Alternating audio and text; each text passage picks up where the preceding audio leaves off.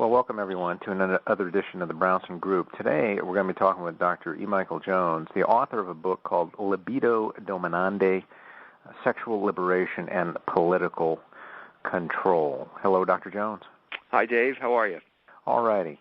This is one of the most powerful books I believe I've ever read because it puts into context a lot which has happened in our contemporary society. And it explains even more, as you're about to tell us, about the history of the West for the last 200 years. Now, one of the basic theses of your book here is the idea that sexual liberation could be used as a form of control, that it's at the very heart of the story of Samson and Delilah, which we remember from the Old Testament, goes way back, and that the idea that sin was a form of slavery was central to the writings of St. Paul. What is it, sexual liberation, political control, what is it, why is it relevant today? How do we see it now? Well, it's one of the best forms of control because it's the subtlest, because it masquerades behind your passions. So what it is basically a manipulation of human passion. And human passion is powerful, and it blinds you to the fact that you're being manipulated. So that's the first thing. And the second thing is that the culture is absolutely...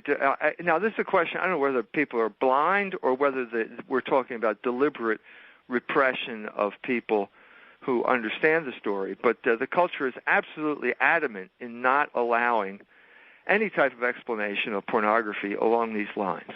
There is absolutely no discussion whatsoever along these lines. And so the only thing you're allowed to talk about is freedom. So people who, if you're against pornography, you're against freedom. This is the way the debate has been managed for over 50 years now. Let's say 50 years from the Roth decision. Now, what was the Roth decision? That was it was just an obscenity decision that basically opened the floodgates to pornography in 1957. Pornography, free sex, sexual license.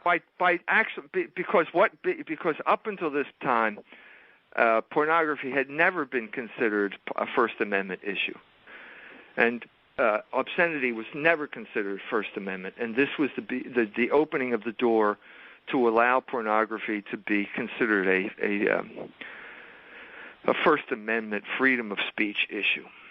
So sexual license, then free sex, free love, whatever you want to call it, then becomes an issue of freedom. It becomes an issue of liberation in the dominant culture. Yeah.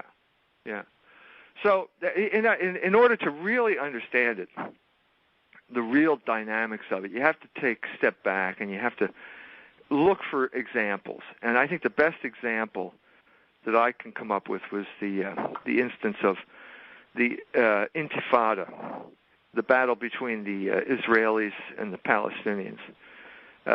In 2002, the Israeli military force marched into Ramallah. And after they did that, they took over the TV stations, which is pretty much standard procedure. But after they did that, something unusual happened. What was that? They started broadcasting pornography over the TV stations. Oh, they're liberating them. Well, this leads you to a question of, well, why were they doing that? Now, I've mentioned this in talks I've given in Europe and Africa and in the United States. And in two of those three instances, there were Palestinians in the audience who came up to me and said that they were there when it happened and told me details about it that I didn't know. For example, that there were snipers on the roof of the hospital in town, and they imposed a curfew, and if you went out, you got shot. So you had to stay in the house, and when you stayed in the house, the only source of information you had was the television, and the television is now broadcasting pornography. First one station, and then basically all three, all the stations but one got taken over, and the one station that didn't get taken over broadcasting one of those little bands across the bottom of the screen that they've been taken over by the Israelis and they're broadcasting pornography. So this is not something we're doing. It's out beyond our control. So the question is, why did they do that? And if you go to the American contemporary culture and you look for an explanation for the purpose or the reason for pornography or what pornography means, there were two fairly recent cultural artifacts that explain it for you. The one is called The People versus Larry Flynt, Hollywood movie, and the other one was called Boogie Nights. And both of these appeared around the early 90s, and they appeared at that particular time for a particular reason. That's because at that time Congress was debating something called the Communications Decency Act, which was whether to allow pornography on the Internet. And this was the pornography industry's cultural offensive to make sure that they were allowed to use the Internet to distribute pornography.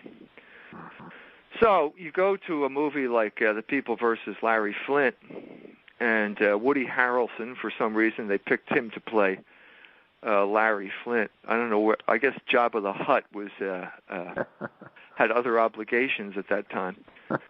But anyway, they got him to play it, and during the course of the movie, he says that no one is free in this country unless I'm allowed to produce pornography. And so that's pretty much the explanation. Pornography equals freedom. So if we take that explanation and we apply it to what happened in Ramallah, it's pretty clear that the Israelis were trying to bring freedom to the Palestinians.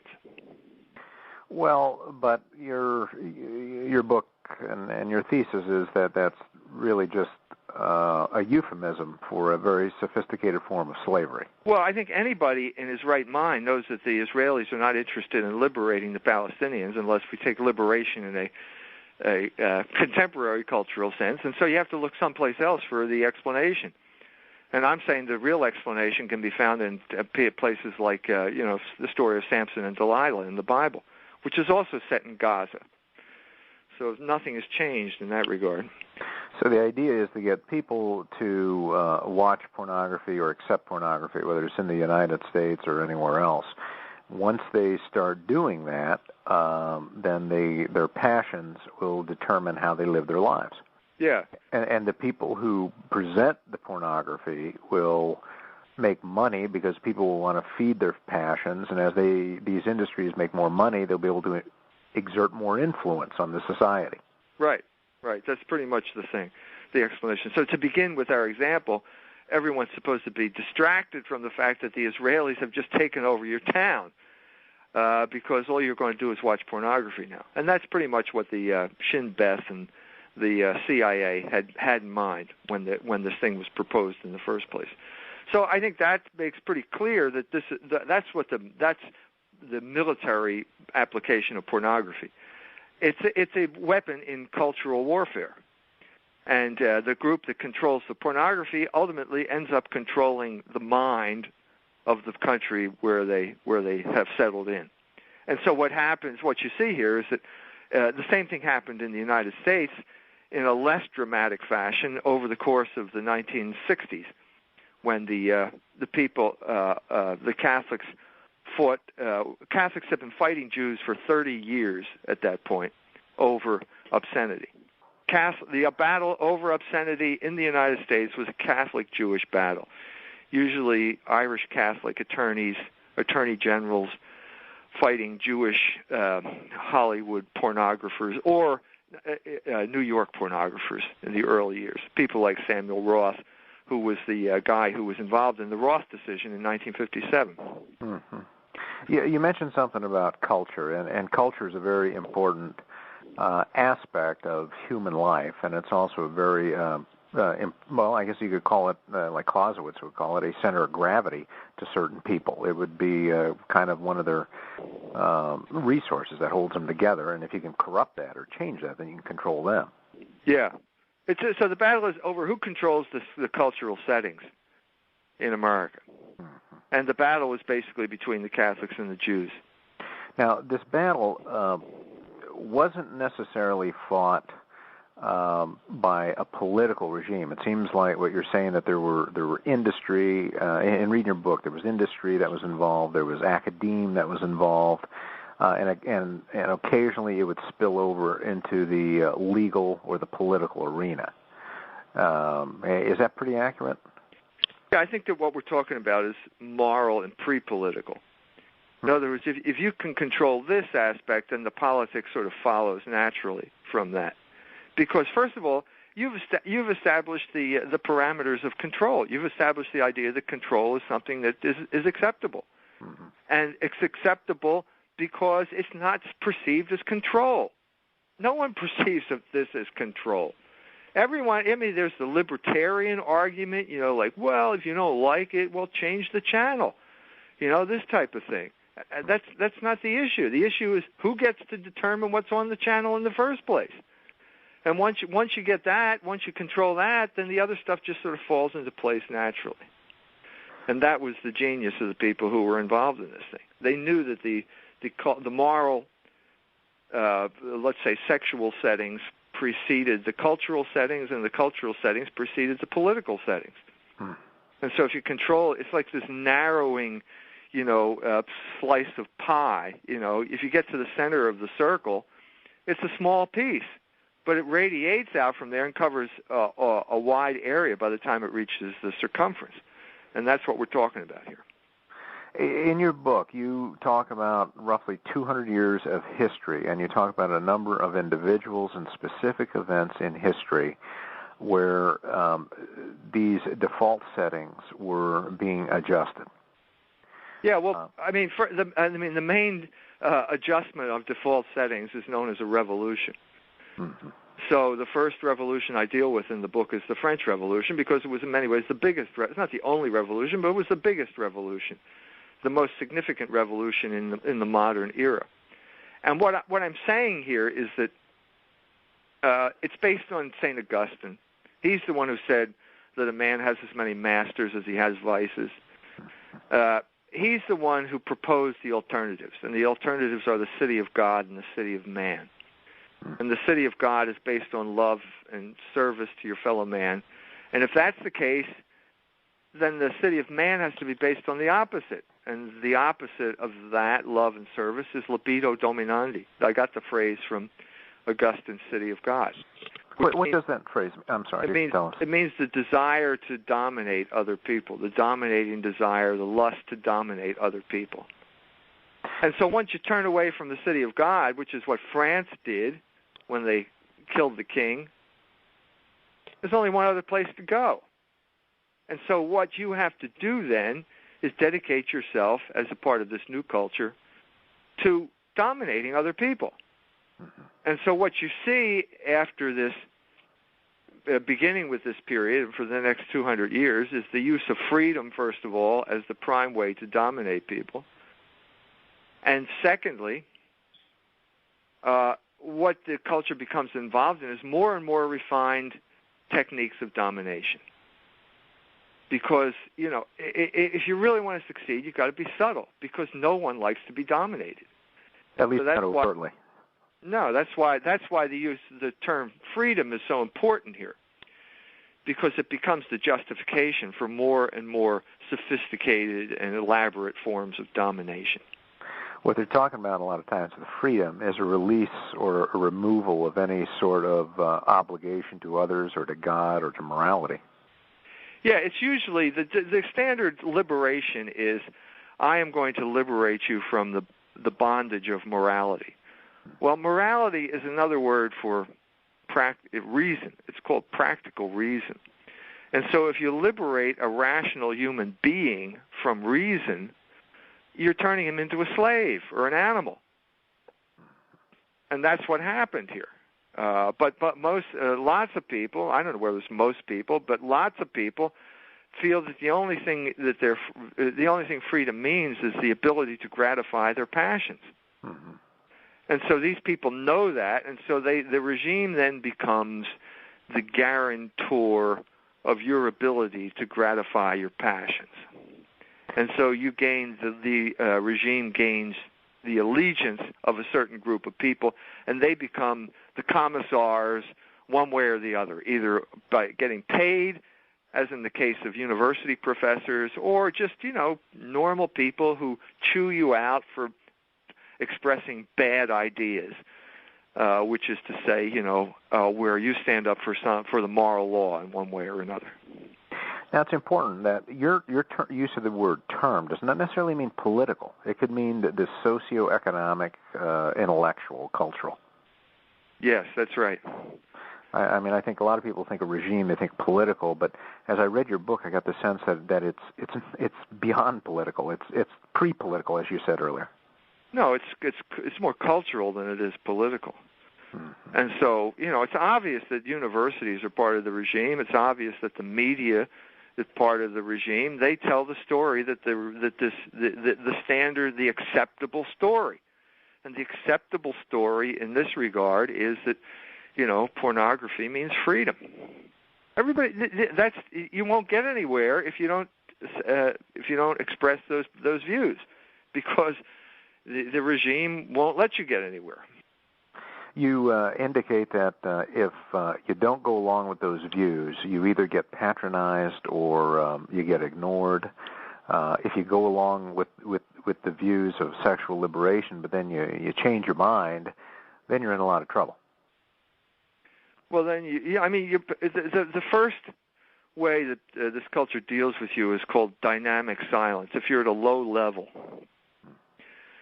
people will organize, the groups who are organized to enforce the code of the regime will make sure that no one knows about you, or they'll try to make sure that no one ever hears your name, or your name never gets mentioned in newspapers unless it's part of character assassination. And even that now has character. These are technological issues, so character assassination is pretty much switched over to the internet, where all this type of crap gets published on you, and then if push comes to shove, one of the commissars, the local commissars, can cite something on the internet saying something bad about you that will confirm everybody in their belief that you're a wicked person. But that's, in a sense, we're pretty far. We're far down the road. That the original appeal of sexual liberation has sort of failed. Really? I think so. I mean, I think it was in the '60s where it had its greatest appeal. And then once it gets established as the norm, and then people start to defect or wake up or lose enthusiasm, then that was the rise of political correctness, I think, which was a more rigorous form of political control that began to arise in the early 90s. So I think that by the early 90s, people were starting to wake up, or just, they didn't like the idea of how it had become pretty onerous, under this, and so then they started enforcing it in a more draconian fashion. Well, wait a minute. Now, you're saying that then people got tired of the idea of sexual liberation. They said, we want to return to sexual morality? Yeah. Well, you're talking about the course of a whole generation now. Mm-hmm. So, I mean, to get specific, this was when my son was at Harvard. And he and his friends, most of whom were Catholic, came up with an alternative magazine called Peninsula. Mm-hmm. And the issue at Harvard in the early 90s was homosexuality. Okay. And so these guys said pretty much, well, homosexuality is sinful and it's bad, and it's the usual stuff that you would expect from Catholic kids. And they were denounced, violently by every good-thinking, upstanding person at Harvard University. Well, that's a sign, in a sense, that that it's failed. They failed because it's not supposed to get that far. They fail. Okay, who failed? You got to explain. Harvard for me. Failed. Harvard failed in doing what? Let's say Harvard, as the commissar of the regime of sexual liberation as political control, had failed in their education, because the whole point of education is that you are supposed to internalize. This is not real education. The whole point of social engineering as education is that you're supposed to internalize the commands of the people who are running the operation. And since Harvard had gone over lock, stock, and barrel to this revolutionary explanation of things, everyone who went there was sort of, you're admitted to this exclusive club, and you're supposed to espouse those ideas. You're not supposed to protest against the very ideas that the reason you're there, the reason you as a Catholic, a benighted Catholic ethnic from some, lower middle class family in Indiana, the only reason you're there is because we see some potential, and you're supposed to adopt Harvard's ideas. And then when you start this magazine, and you say that homosexuality is a sin, how stupid can you be? You're not supposed to do this.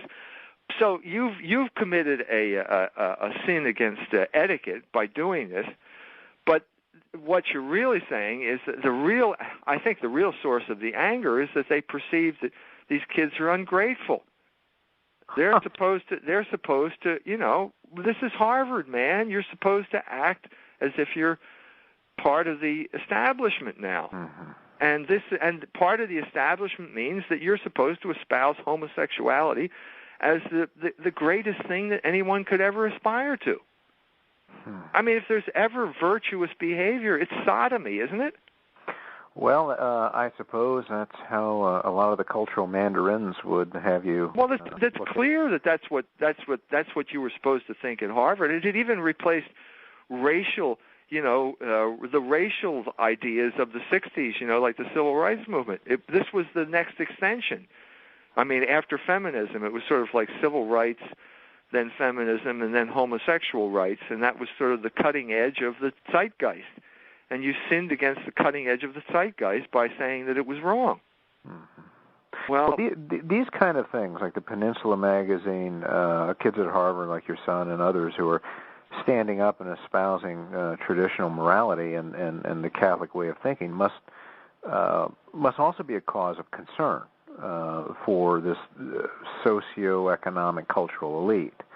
And so they deal with it, like you said, by imposing this strict code of political correctness. What else do they do? Are there other things that they do?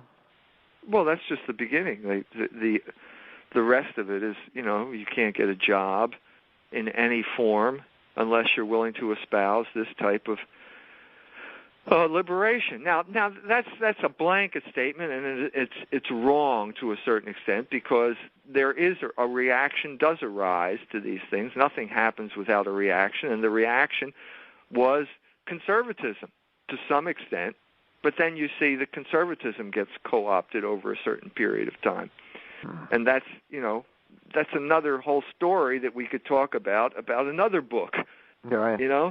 So I guess what I'm talking about here is, like, I get, in many ways the book Libido Dominandi is the book that I wrote during the Clinton years.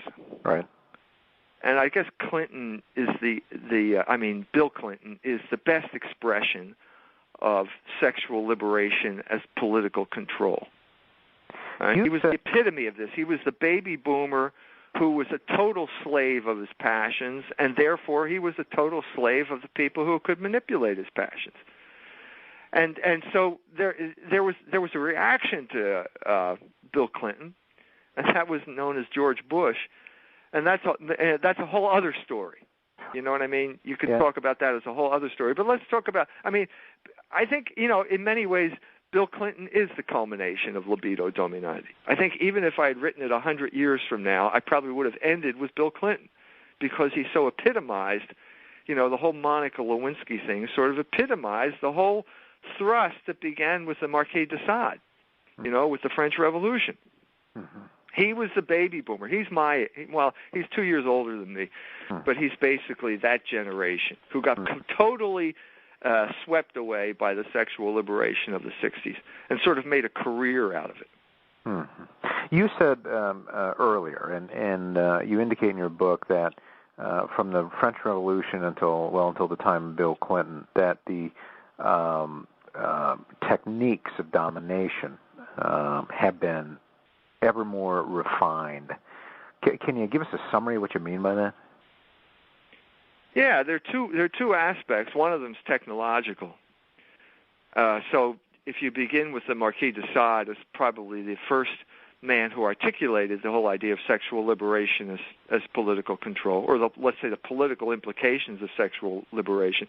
He has this passage which he wrote in a speech to sort of, get keep the revolution going in the face of the threat that the Vendée, the Catholic reaction, posed at that time, 1795.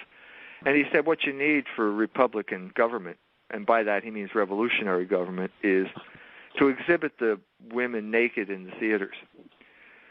At this point in time, state-of-the-art pornography was basically etchings.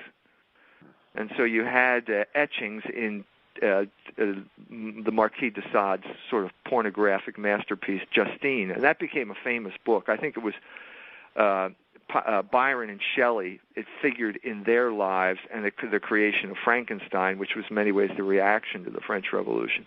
Mm-hmm. But there's a technological limitation there. First of all, the etchings are not very realistic.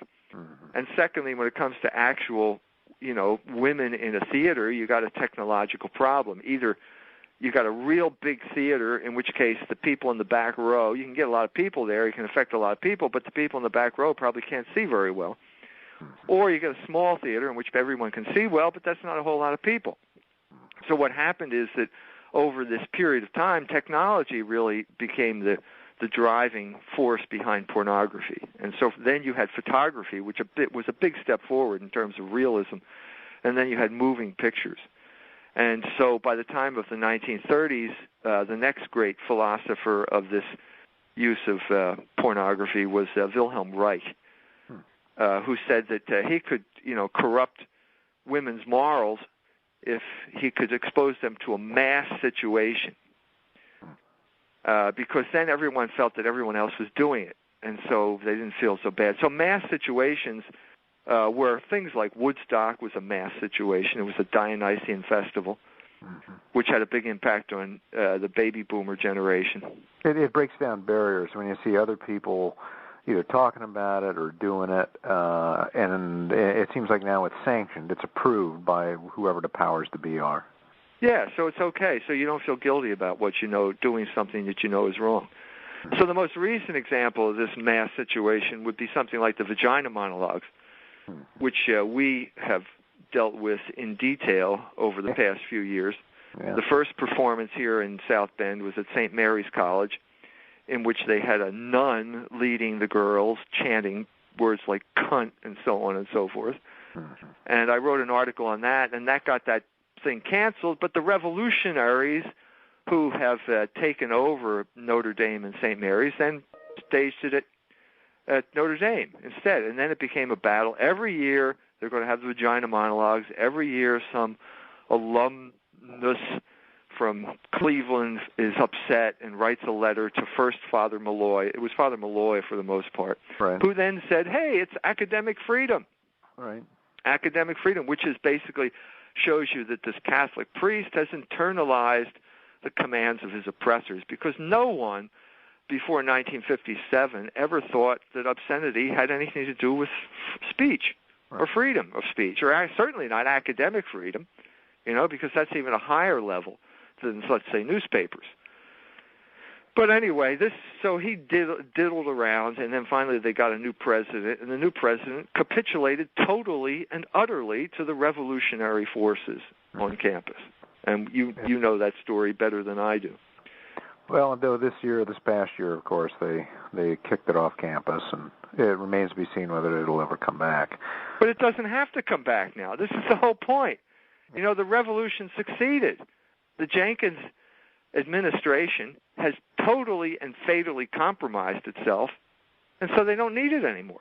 Mm-hmm. What point would it make anymore? But the whole point of this was to expose, to corrupt the morals. Let's put it this way: take a step back. The reason you're chanting all those dirty words is to break down the modesty of the young people who are doing the chanting. Right. Mm-hmm. And why do you want to break down their modesty? Well, as a prelude to control. Control is the only thing that explains this. There's a couple of levels of assault here that you're talking about. The one level is against the individual. these students, they get chanting the word, or they run naked through the dorms. And so what you do is you change their behavior, and by changing their behavior, you change their belief value or system. And then the second line of assault seems to me that what you're saying is that it's against the structures that are supposed to protect these individuals, that are supposed to advance the truth, namely universities that may call themselves Catholic, or even the church itself. Yeah. That Reich saw that perfectly clearly when he wrote about the situation in Austria in the 1930s. He saw that the sexual constitution was absolutely crucial to the political constitution. Really? And sure, it's in his book, The Psychology of Mass Fascism. Or no, Mass Psychology of Fascism. Mass Psychology. Sorry, I got that title wrong. But anyway, what you're doing here is everybody knows that everybody has passions, and young people have passions that are more unruly than other people, older people. Less practice in keeping them under control. And so if you get them to act out on these things, you will have created a fifth column within your institution if it's a Catholic institution, and these people will be the lumpen proletariat. They will be the foot soldiers of the revolution. So what I give a talk on this, explaining what I'm trying to explain now and the way it functions at Notre Dame. And you got all these young ladies who are in the gender studies program who come and listen to my talk, and you can't make a dent. They have been so brainwashed by the gender studies ideology that I can't. Let's put it this way: I cannot make a dent within 45 minutes that I have to give this talk. They have become dedicated soldiers of sexual revolution, which means they are a fifth column that can be turned on and off like a spigot or a light switch by the revolutionaries to be used against people like the Holy Cross priests who lose, or if they haven't lost it completely, are losing control of their institution. All right. I mean, Jenkins' administration was over before the semester was over, the first semester there, because he gave the speech on academic freedom in which he said, yes, the vagina monologues fall within the purview of academic freedom. In other words, chanting dirty words and talking about what your cunt smells like. That's all academic freedom. But I would never allow, he said, the performance of the Oberammergau Passion play. Well, I mean, what else do you have to say? It's over. I mean, if that's what your idea of academic freedom is, you should seek employment elsewhere.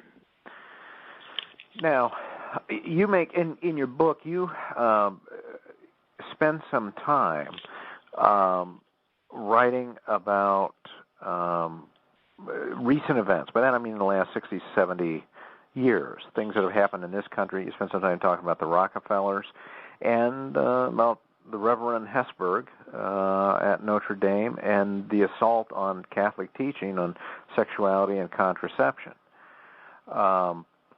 You also spend some time in the book talking about psychology. What is psychology is a science, right? I mean, Freud was a scientist and all that. Well, what you see here is that Libido Dominandi is in many ways a history of modern psychology. But what you learn after a while is that modern psychology is not psychology. It's really one form or the other of psychological engineering. In other words, it's techniques that you can use to manipulate people, to get what you want out of them. In other words, it's classic Libido Dominandi. And so, let's say, begin with Freud. Freud practiced... Freud, in a sense, had some grounding in traditional psychology. In other words, he understood the topography of the soul, which was reason, will, and passion in that hierarchical order. He just changed the words to superego, ego, and id. Okay, but he was grounded in it. But what he did was he used it as a form of control on a one-to-one basis. Right. That's what psychoanalysis was. And so what I cover in the book is basically Freud trying to get money from rich Americans. I think that was the big battle at the beginning of psychiatry. It was basically Freud and Jung doing battle over who would get the rich Americans. And so in this regard, Jung, who was the goyish prince in what was basically Jewish science, won. He got Edith Rockefeller McCormick and Madel McCormick, her brother-in-law, to come over to Jung, and Madel had problems with guilt, and so Jung said, "That's okay, just come and talk to me." And Edith gave him $6 million. Now, $6 million in 1910 or 11. That's a lot of money. That's a lot of money. Yeah. That's a lot of money. That's real money back then. And so he built a building, and basically Freud was furious at Jung, and this was the big break in psychoanalytic circles. But Freud was no different. He had a guy, in order to become a psychiatrist at this time, you had to be psychoanalyzed by Sigmund Freud himself. And so there's an American doctor by the name of Horace Frink who was associated with Johns Hopkins. And he went over, and during the course of the psychoanalysis, he told Freud that he had this sexual attraction to one of his patients. So what does Dr. Freud say? Dr. Freud says, well, divorce your wife, marry this woman who happens to be very rich, because they're the only people who were doing psychoanalysis at that point, and then give me some money. Make a big contribution to me. Well, I mean, he'll feel better, right? Does it take a genius to figure out what's going on here? I mean, Freud at one point said to Fliess, the other nutcase that he was dealing, Fliess believed that all your psychological problems were associated with your nose. Okay? So anyway, he lived in Berlin, and Freud lived in Vienna, and Fliess invited him to Berlin, and Freud wrote back and said, I'd love to come, but I'm afraid my patients will get well in my absence. Now, this is the type of person that Freud was. He liked to control people. Yeah. So, all right, that's one branch of psychology. Then there's the American version, which is John Watson, which is behaviorism, in which the control is so overt here. I don't know why we have to talk about it. It's basically John B. Watson was this white boy from the South who just loved hanging around the farm and dealing with animals, chickens and pigs and whatever it is, and he was a genius at training these chickens and pigs to do things, because it's all, when you're an animal, it's all basically stimulus response. You don't really think things through if you're a salmon. You know what I mean? Right. You don't think, geez, I love that salmon over there, and I think I'd like to have sex with her. That's not the way it works. You have chemical reactions that go off, and you start swimming up the St. Joe River, and you lay the eggs and fertilize the eggs, and then you die. That's it. There's no free will involved in any of this type of stuff. And so Watson felt, well, if it works for animals, it works for human beings. They're animals, right? Aren't they? Well, Watson was the darling of the Rockefellers. And if he hadn't run off with that 19-year-old girl who was his student, he probably would have continued to get Rockefeller money, but he got fired from Johns Hopkins. And so they needed another control guy, and they found him in Kinsey. Yeah, Kinsey from Indiana University. Yeah, none other. And he wrote, and the Rockefellers, World War II breaks out, and it's just about to ruin Kinsey's ability to do what he was doing, his sex surveys. And he needed this guy, this assistant from South Bend, Indiana. So the head of the Rockefeller medical wing wrote a letter to the draft board saying, we need this guy because Kinsey is doing things that are absolutely essential to learning how to control civilian and military populations. So they said it right there in the draft board letter. It was control. Yeah. And then the final thing is the third way, which is, Maslow, Rogers, and those people. That's psychology. And it turns out, well, that's a form of psychological warfare, too. And the proof of that was basically the whole story of Carl Rogers and the Immaculate Heart nuns in Los Angeles, where he just came in and destroyed the nuns using sensitivity training. So no matter where you turn, the whole history of modern psychology is a history of libido dominandi.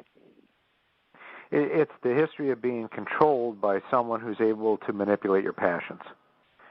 Yeah, I think that's pretty much it. I mean, you could say that Watson okay, maybe there's an intermediary step there, but it came down to like Eddie Bernays, who was Freud's nephew, taking Watson's idea about instinct and then combining it with Freud's idea of sexuality, and you come up with advertising using sex to sell you stuff. So one way or the other, what you need, what they realized, the controllers realized, is that you needed a sexually permissive culture. And so the big enemy in this regard was the Catholic Church, because by let's say by the time of the Legion of Decency, let's say the late 20s, early 30s, the WASP ruling class had given up. They had all gone over to the dark side. I mean, as a group, they had gone over to the dark side. They were engaged in sexual license, contraception, all that. That's what you mean, right? Yeah, they had the Anglican Church finally capitulated to sexual revolution in 1929 when the Lambeth Conference approved contraceptives. Mm-hmm. And after that, contraception became a virtue. Mm-hmm. If you had a lot of children, you were sort of wicked. And once contraception became a virtue, it was only a matter of time before sodomy became a virtue. And that happened, around the time my son was at Harvard in the 1990s, early 1990s. So the societal powers, the culture shapers, if you will, Freud, others in the media, these people are themselves given over to passions. That's part of your thesis, right? Sure. They're all like Bill Clinton. Mm-hmm. In one way or another. So, Freud, everybody knows now that the Oedipus complex is guess what? It's the sort of hidden protocol of his affair with his sister-in-law. It's even in Spiegel, the German magazine. Everybody knows now that when he went to that resort in the Alto Adige, mm-hmm. He consummated that relationship. And so basically what you have in Freud's writings are the longest sort of unacknowledged autobiography in psychological history. So he's trying to justify what he did. Yeah. The wrong he did. Yeah, he said with the Oedipus complex, every man desires to have sex with his mother or sister. I mean, to be honest with you, when I first heard that, it wasn't immediately apparent to me. I mean, it's not like, the two right angles is equal to 180 degrees or something like that. It just was not immediately apparent to me. And the more I thought about it, the more I thought, well, there must be some type of statement he's making here. And it turns out the statement he was making was about himself and his infatuation with his sister-in-law. And that became a kind of numinous thing with him by the time he wrote Moses and Monotheism, because he started thinking of himself as a god. And, the Pharaoh was a god, and the Pharaoh had, married his sister because no one else was worthy of this type of thing. And so incest becomes this thing. And basically, he got the idea for incest from, the Illuminati manuscripts, Byron and Shelley, and that goes back to the French Revolution again. Well, Freud was an evil man, keeping an evil tradition alive. But then it got expanded with the assault in society, really against decency in the form of the Catholic Church, and that you talk about. Well, that rose in the 40s, 50s, 60s. This guy Paul Blanchard had a lot to do with it too. You write in your book. Yeah, he wrote American Freedom. What was it called? American Freedom and Catholic Power. Right. Book in 1949, which was a compilation of articles that appeared in The Nation during 1947. Mm-hmm. That was the Paul Blanchard, as he said in his autobiography, became a total devotee of sexual liberation sometime during the 1920s. He was a minister who became a demagogue, a cultural demagogue. Most of the ministers became psychologists. So Protestantism became psychology at some time around that time during the 1920s, 30s. Which is a form of control, becomes a form of control. Well, they didn't know that, but I think it was. That's exactly what it was. I mean, John B. Watson studied to become a minister, and then he became a psychologist under the influence of John Dewey, who had just left University of Chicago and gone to Columbia. So it was a kind of like a paradigm shift, where the Protestants decided that they didn't believe in this stuff anymore and switched and created a different religion, and their different religion was known as psychology. And that became the dominant paradigm for this whole middle of the 20th century. So, of course, they're not going to be able to defend morals because they don't believe in morals. Now, by Protestants, I'm talking about, the WASP ruling class and the schools that they established. The South was a whole different situation. The South was a conquered nation, and let's say in 1915, every summer they would put the guys who fought in the Civil War would put on their gray uniforms and march down the street. That's right. So they had the consciousness of a conquered nation. So they were really not part of this completely, even though John B. Watson was. But he became a Yankee when he went to the University of Chicago. Mm-hmm. Well, the attack on the church took a lot of different forms, and you talk about that, but probably one of the most pernicious forms we alluded to earlier was to try to get a fifth column established. Yeah. Try to buy out some key leaders. Yeah. Charismatic leaders. Yeah. Yeah. And Theodore Hesburgh was the man, the paradigm of this sellout. As I said that the battle over obscenity was a Catholic-Jewish battle, but the battle over birth control was a Catholic-Protestant battle. Mm-hmm. That was the WASP ruling class, epitomized by the Rockefeller family. And the scion in this regard of the Rockefeller family was John D. Rockefeller III, who founded the Population Institute in 1950, but he got involved in this in the 1930s. And he got involved in it basically because the Catholics beat the Protestants on birth control. And by beat, I mean that the government was going to get involved in birth control in the 1930s, and the Catholics, people like Monsignor Ryan and the Catholic bishops, beat them. And the government did not get involved. So this was like the high point of Catholic cultural influence, the 1930s, when basically the Legion of Decency got started, and Monsignor Ryan defeated Margaret Sanger in battle in the American Congress. Mm-hmm. But what was the secret to Catholic success back then, as far as you're able to tell? And perhaps that's also the secret for the Catholic disintegration beginning in the 60s. Yeah, poverty and solidarity. And the combination of those things was the ethnic neighborhood. And the culmination was that ethnic neighborhood with the parish in the middle. Yeah, this is actually Paul Blanchard and his brother Brand spent a summer in Bridesburg in Philadelphia in a Polish neighborhood, and they said it was just absolutely impenetrable, and these people will never become Americans. They just gave up and walked away in disgust. So that was it was sort of a group solidarity based on coherent local communities,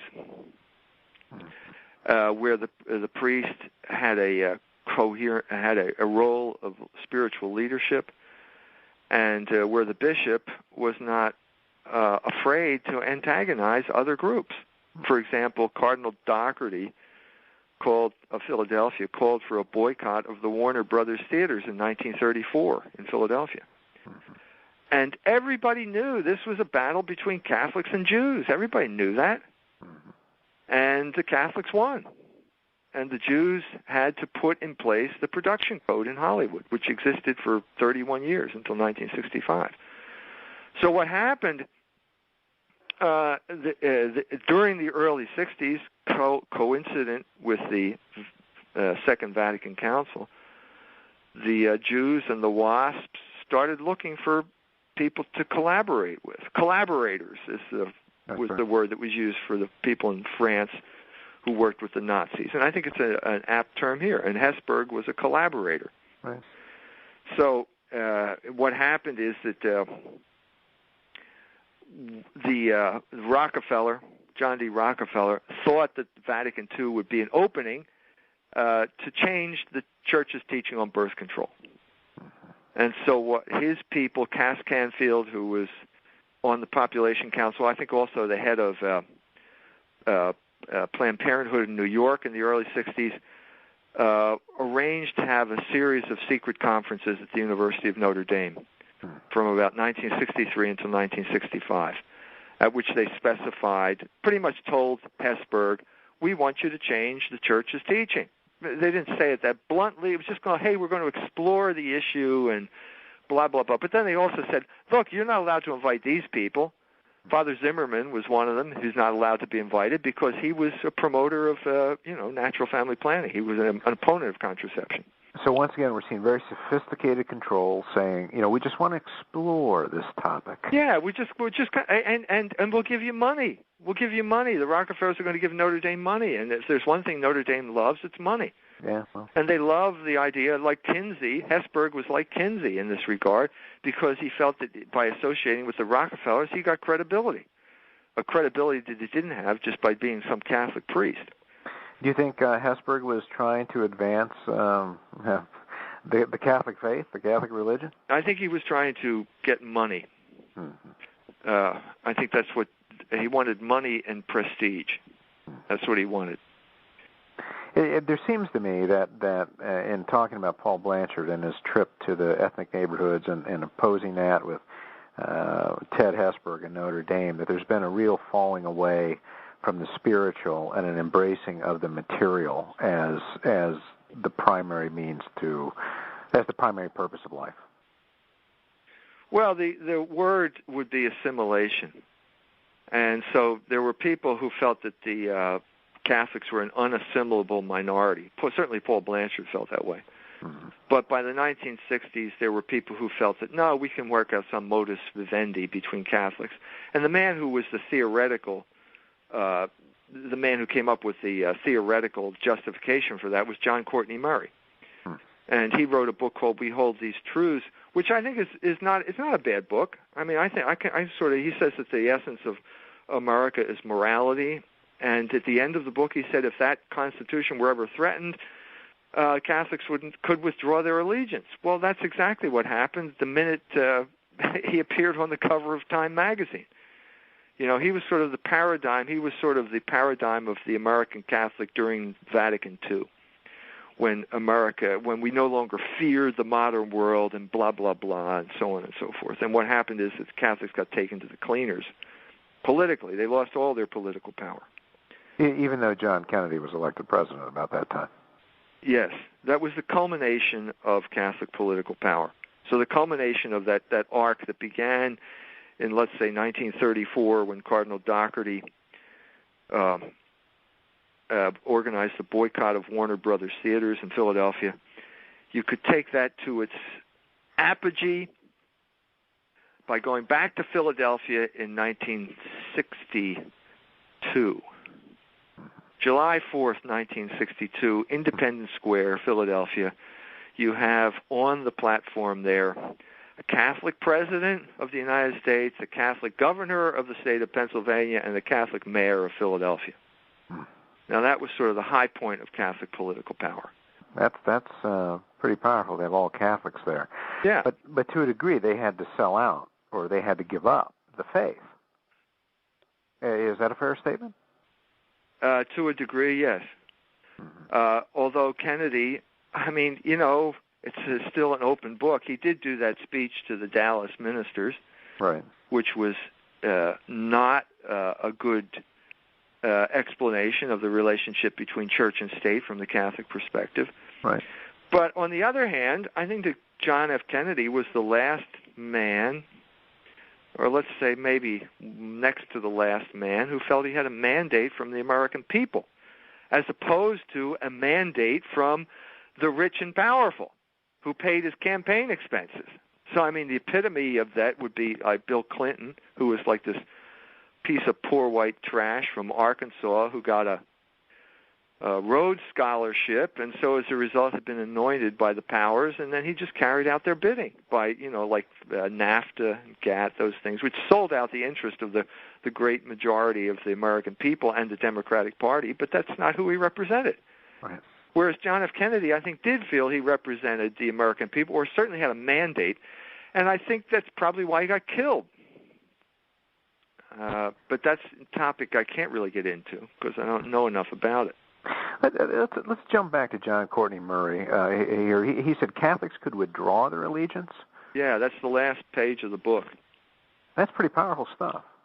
Yeah, he said it's conditional, and it's conditional. In other words, America was not a Catholic country, but it allowed for the free expression of Catholic religion because it had this sort of moral framework.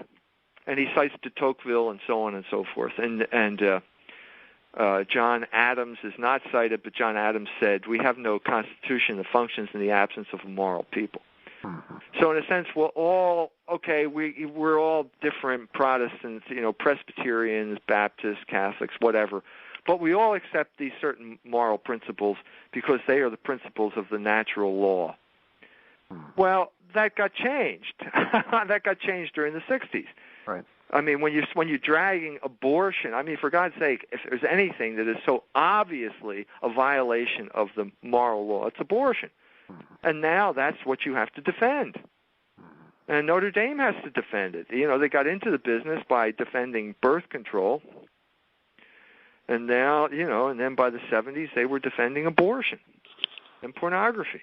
So, and now they defend homosexuality. And now they defend, there's nothing they don't defend that is part of what the regime once defended. And that's all the length and shadow of one man, and that's namely Father Hesburgh. He's the one who changed the settings at Notre Dame. Well, his 90th birthday party was just held. I don't know if you had been invited to that. I wasn't invited. I thought you would be invited and could tell me. I did. You're an alumnus, aren't you? I am. I got something in the mail. I considered contributing, but that's the extent of it. Yeah. But we're getting down to the end of our time. This is just a wonderful book. It explains a lot. It's very sweeping in its scope. It shows, I think, to a lot of us the foundation for a lot of misery that people are suffering today. As we get to and that foundation, I think, is that it's not the sexual liberation was not bottom up; it was top down directed. All revolutions are top down directed.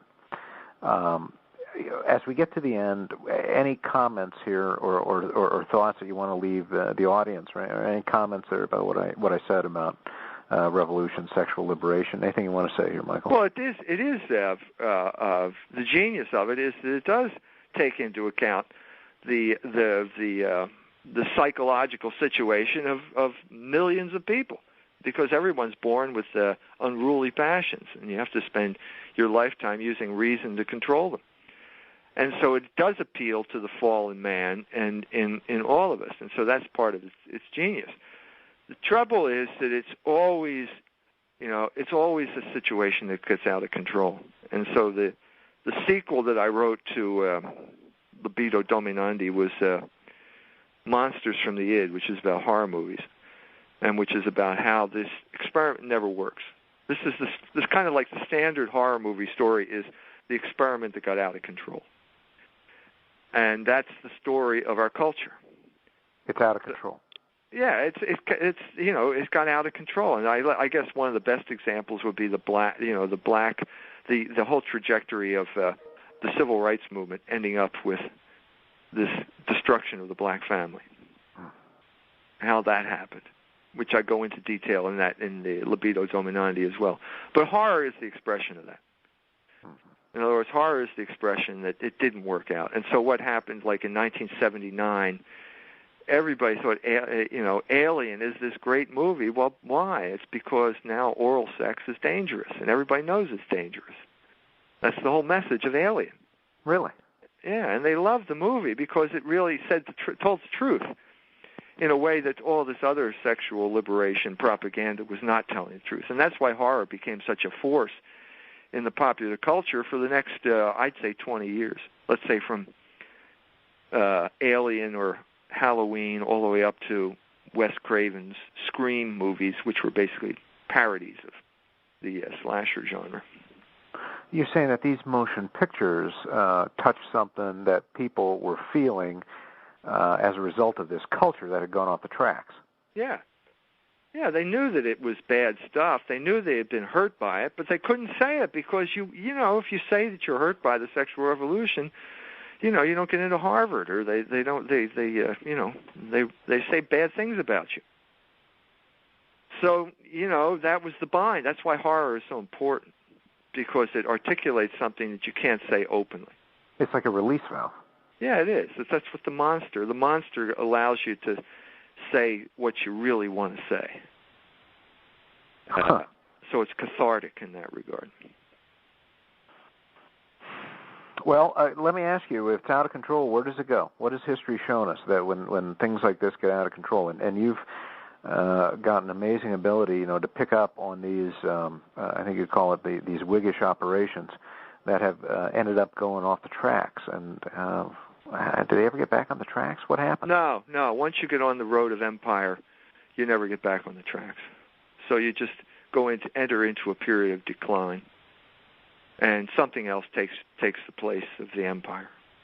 So Rome was an example of that, where Europe took the place of Rome, because Rome entered this period of decline. Because empire, the constitution of empire is libido dominandi.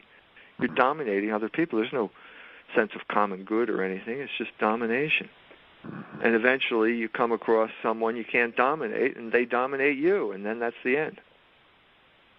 So it's not a very optimistic scenario. Dr. E. Michael Jones, thank you very much. Thank you, Dave.